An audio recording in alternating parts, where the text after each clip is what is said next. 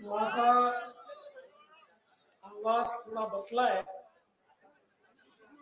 आज जरी आवाज बसला असला तरी निवडणुकीमध्ये महाविकास आघाडी आणि इंडिया आघाडीला जमिनीवर बसवल्याशिवाय मी थांबणार नाही।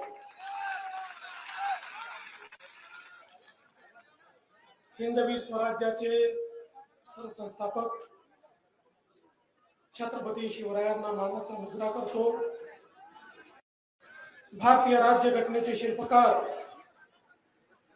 भारतरत्न डॉक्टर बाबासाहेब आंबेडकर यांना मानवंदना अर्पित करतो।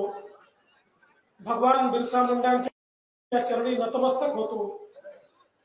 आज मंचावर उपस्थित असलेले आपले अध्यक्ष चंद्रशेखर बावनकुळे जी, मंत्रिमंडळातील आमचे सहकारी धर्मराव बाबा अत्रामजी, ज्यांचा करण्याकरता ज्यांना निवडून देण्याकरता आपण सगळे या ठिकाणी एकत्रित आलो, ते सन्माननीय खासदार अशोक नेतेजी, राजे अमरीशराव अत्रामजी, देवराव होळीजी, कृष्णा गजबेजी, आशिष देशमुखजी, डॉक्टर उपेंद्र कोठेकर, अरविंद चौकर पोरेड्डीवार, श्री संजय पुराम, श्री प्रकाश पोरेड्डीवार, प्रशांत वाघरे, किसन नागदेवे, ॲडव्होकेट उपराळे, बाबूराव कोहळे, रवींद्र वासलेकर, रातभर होतो ते अशोकराव नेते आपण या ठिकाणी निवडून दिले पाहिजे।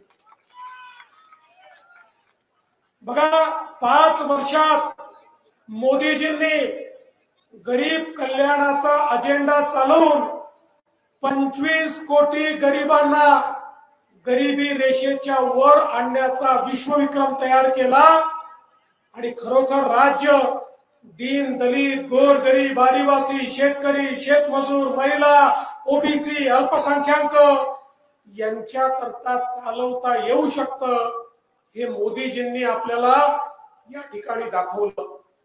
आणि आता तर मोदीजींच्या 3ऱ्या टर्म मध्ये विकसित भारताकडे आपण जाणार आहोत। एक असा भारत ज्याच्यामध्ये गरिबी नसेल, एक असा भारत ज्याच्यामध्ये बेरोजगारी नसेल, एक असा भारत ज्याच्यामध्ये भेदभाव नसेल, एक असा भारत की ज्यामध्ये प्रत्येकाच्या पंखाला बळ मिळेल आणि प्रत्येकाला उडान घेता येईल, अशा प्रकारचा भारत मोदीजी बनवणार आहेत।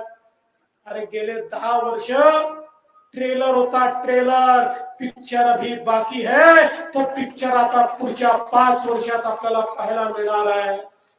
आज देशामध्ये आमचा आदिवासी समाज असो, आमचा दलित समाज असो किंवा आमचा ओबीसी समाज असो, याकरता पहिल्यांदा देशाच्या सरकारने विचार केला आणि आज ज्या प्रकारच्या योजना ओबीसी समाजाकरता, आदिवासी समाजाकरता, एससी समाजाकरता आमच्या मोदी साहेबांनी सुरू केल्या, आपल्या मोदी साहेबांनी सुरू केल्या, खऱ्या अर्थानं सबका साथ, सबका विकास, सबका विश्वास और सबका प्रयास हे मोदी साहेब या ठिकाणी पूर्ण करून दाखवतायत।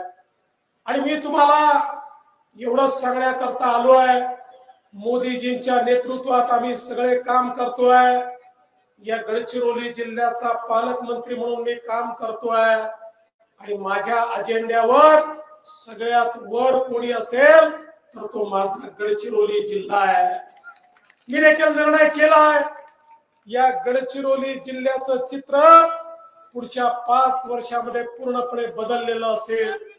हा औद्योगिक जिल्हा असेल, प्रत्येकाच्या हाताला काम असेल, कोणी बेरोजगार राहणार नाही आणि हे करत असताना कुठेही आमच्या आदिवासींच्या जल जमीन जंगलाला त्या ठिकाणी हात न लावता आमच्या गडचिरोलीचा विकास कसा होतो याचं मॉडेल आम्ही दाखवून देऊ।